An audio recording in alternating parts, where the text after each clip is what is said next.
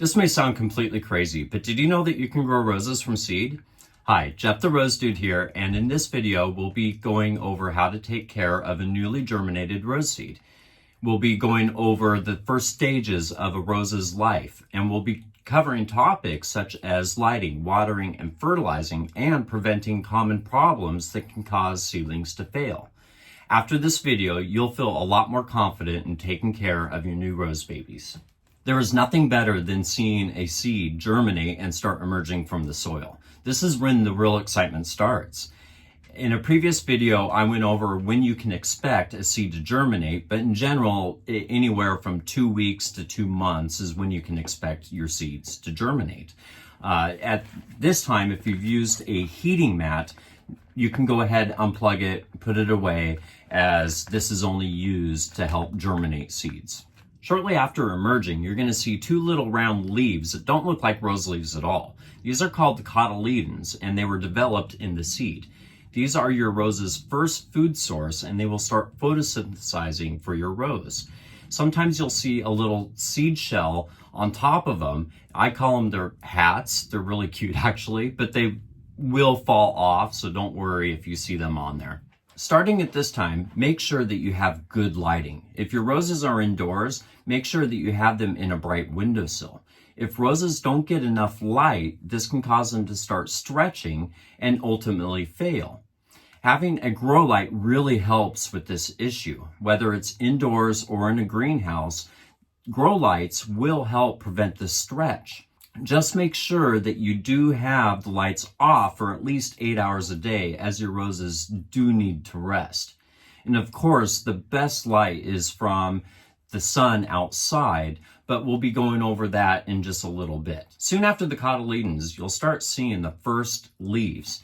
They look just like rose leaves because they are, but obviously they're a lot smaller than those on a mature bush. If you've used a humidity dome, you can go ahead and remove it at this time. But your roses still need to be watered. They like to be moist, they don't want to be wet, and they don't want to be dried out. So using a spray bottle or a mister really helps with this watering. If you use a heavier method of watering, like a watering can, it can wash the seedling away. And at this point, you'll start seeing the cotyledons start yellowing, drying off, and they will fall off. So don't freak out when you see this. This is completely natural. At this stage, when you do get the first true leaves, you do want to start fertilizing your roses. Roses are heavy feeders to begin with, and the same goes with rose seedlings. You just want to make sure that whatever fertilizer you use, you dilute the recommended amount by half. Rose roots are still very young and tender, and a full-strength fertilizer can burn the roots and will cause more harm than good. I use a synthetic fertilizer myself.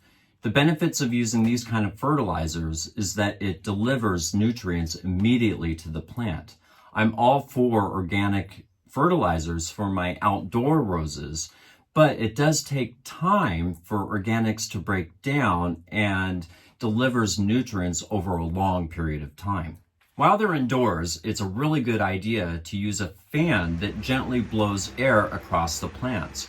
And this really helps in a couple different ways. First, it helps strengthen the stems, which can withhold heavier winds and rain when they're outside without falling over.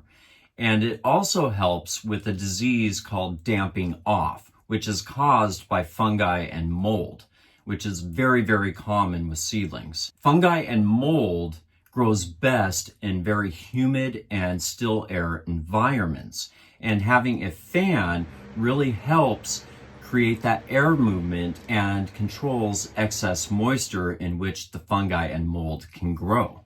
You can now start moving your seedlings outside, especially if they're not getting enough light, because light is so important. You also want to make sure that you are well past the danger of any kind of frost. Also, just like every other seedling, roses need to be hardened off. So gradually expose them to the outdoors. Bring them back inside at night.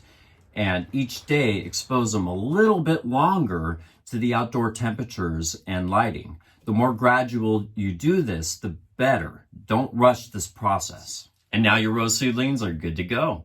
In the next video, we'll be covering transplanting your seedlings, so keep your eye open for that video.